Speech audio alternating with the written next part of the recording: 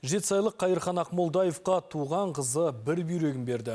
Бұл өңірде соңғы 2 жылда жасалған 30-шы трансплантация. Ота жергілікті дәрігерлердің қатысуымен өткен. Толығырақ тілшіміз баяндайды.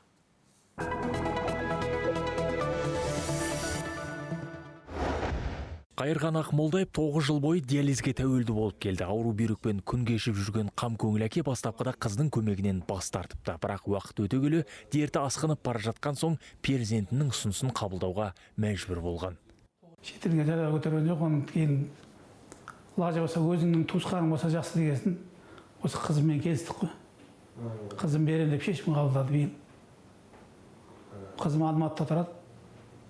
Мұғалім болып істейді, содан отпуске шығып келді да. Сразу кеше 16 күн берді ғой.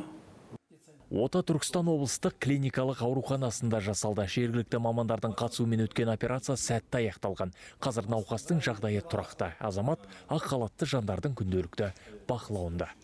Қазіргі таңға дейін 2 жыл бойы бізде ауруханамызда 30 бүйрек трансплантациясы жасалды. Оның ішінде біреуі мәйіттік бүйрек алмастыру операциясы, және де қалған 29-ы туыстық бүйрек трансплантациясы сәтті өткізілді. Айта кетейік, қазір елімізде бүйрек жеткіліксіздігі бірінші орында. Одан кейін жүрек пен бауыр және ұйқы безі. Жүректі қажет ететін науқастардың жағдайы тіпті ауыр. Бұл диагноз бойынша орташа есеппен жыл сайын 150 мен 300-ден аса адам кезектен шығарылады екен. Ал дәрігерлер мәйіттік трансплантацияны кеңінен енгізсек, талай тағдырды құтқарып қалуға болар еді дейді.